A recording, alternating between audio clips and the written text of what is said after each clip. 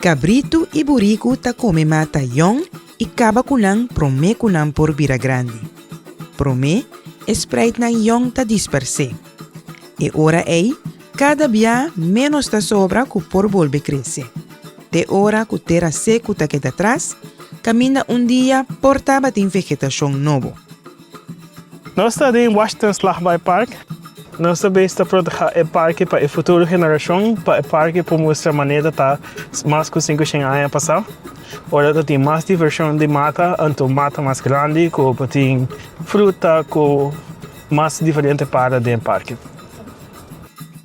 Então, que se nós podemos criar parque que tem caminho para se comer, anda com fruta, com verdura, que se não pode crescer na palo. Para trás, pode mirar de uma maneira que não me seta.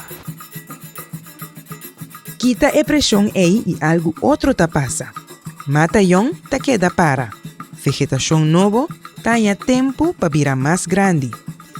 Tras de tranqueira, natureza mes talaga nos mira que está possível e ora é.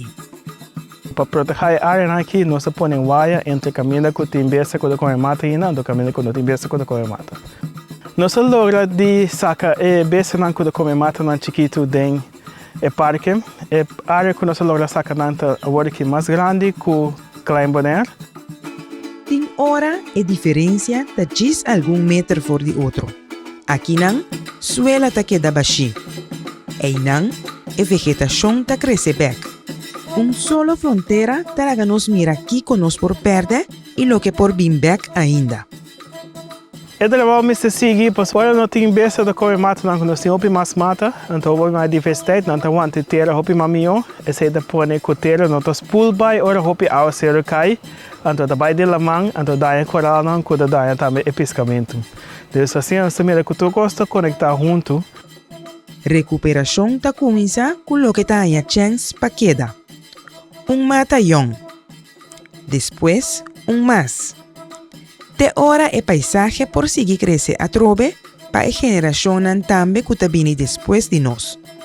Defender lo que também amenaça de dispersar.